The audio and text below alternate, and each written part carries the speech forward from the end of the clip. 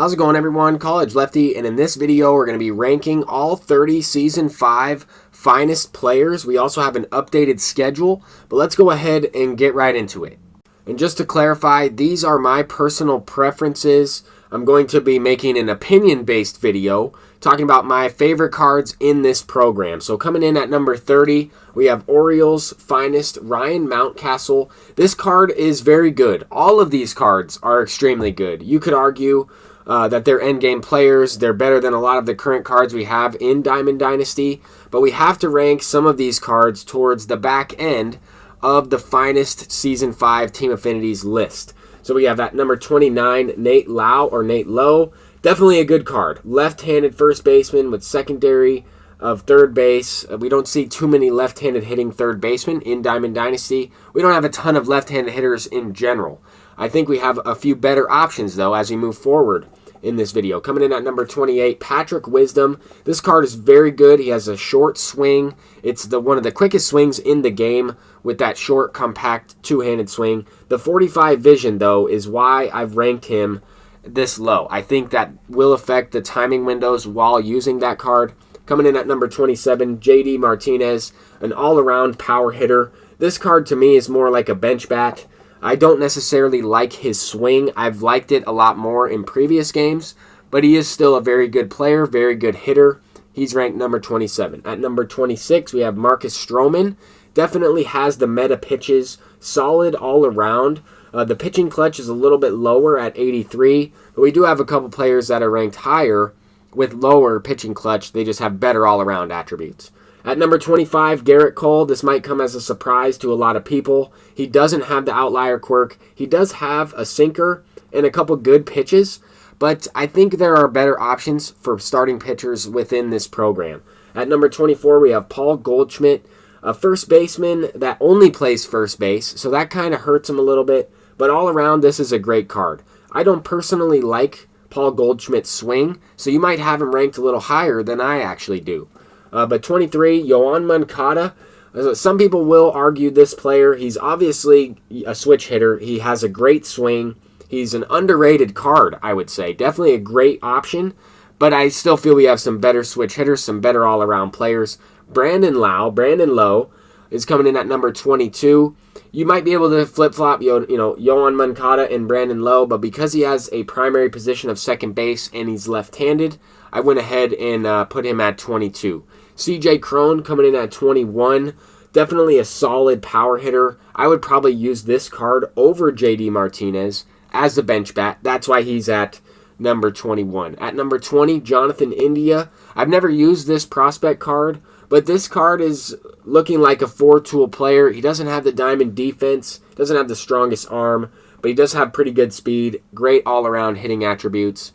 Number 19, Mitch Haniger, and you might have Mitch Haniger ranked a little bit lower. I really like his high leg kick. He gets his foot down early. You're able to time his swing a little bit easier than other players in this program. I just really like Mitch Haniger, one of the go-to showdown players as a silver earlier on in the year. Freddie Freeman, number 18. This card might be ranked higher for you. I know there's a lot of Braves fans out there that will get this card immediately. For me, I think there's a lot better options at first base in general and also within this program.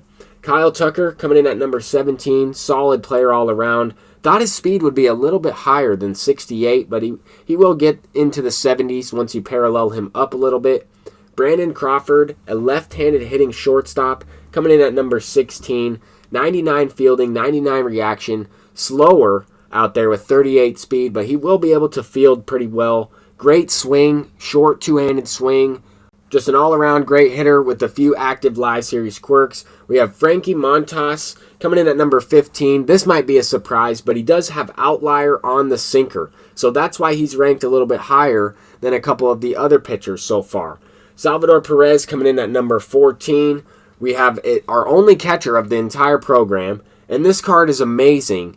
I would prefer to use Adley Rutschman or potentially Kyle Schwarber. I think those two cards are a little bit better than Salvador Perez. They're not included in this program, but I'm also thinking about the other players in the game too. We have Heimer Candelario coming in at number 13. This card will surprise you a little bit. Switch hitter, Great all-around attributes, plays a variety of positions, and that is the trend moving forward here. A lot of these guys are 4 or 5 tool players. They can switch hit, they can do it all.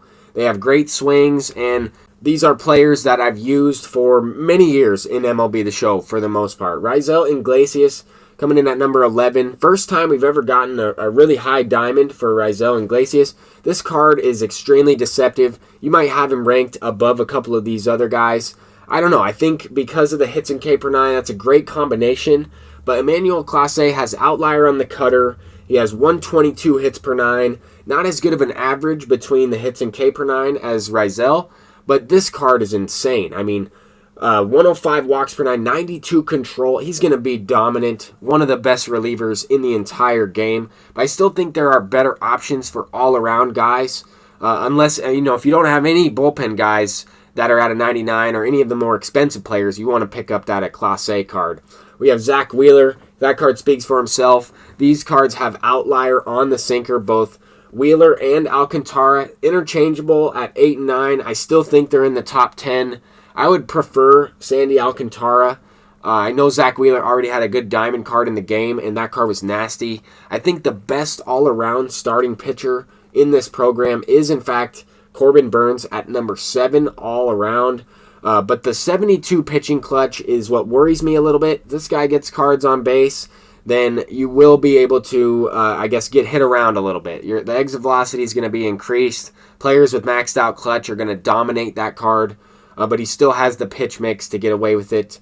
At number 6, we have Marcus Semien, and I think this card might be ranked a little bit too high. His contact is much lower than the Player of the Month card. I still think that card's very good, very valuable, power-hitting second baseman. That is a 5-tool player. We have at number 5, Brian Reynolds, and I did not expect to rank this card this high up on the list, but that card's really good. Same thing with Max Muncy. I wasn't sure if he would have above 100 contact against both sides. He does. He has an amazing swing, one of the best swings in this entire program. He also has 99 reaction with 95 fielding. So when you put him in the secondary positions, he's going to play extremely well with that diamond badge and 95 or 94 reaction. Ketel Marte is number 3. And you could argue that this card is maybe at 1 or 2, depending on what you think of the next couple cards. He has a good amount of secondary positions, not as many as Tatis, but definitely these two guys are the best middle infielders in the entire program. I really think that. I think Max Muncy's right there at second base, but he is a primary first baseman. Fernando Tatis at number 2. Can't really argue that that's one of the better ones. Juan Soto coming in at number 1. This card is incredible. 88 fielding with 93 reaction. He will get above 60 speed. I mean, you just cannot go wrong with Juan Soto. He does have a different swing from last year, but I also thought the Juan Soto finest card from last year's game was the best hitter in the entire game. So who knows? I think because of the live series active quirks, he'll play almost like a live series Barry Bonds in a lot of ways. So that's going to do it for this video. Let me know what you think about my rankings in the comment section down below. I'm College Lefty. Hopefully you have a great night, and peace out.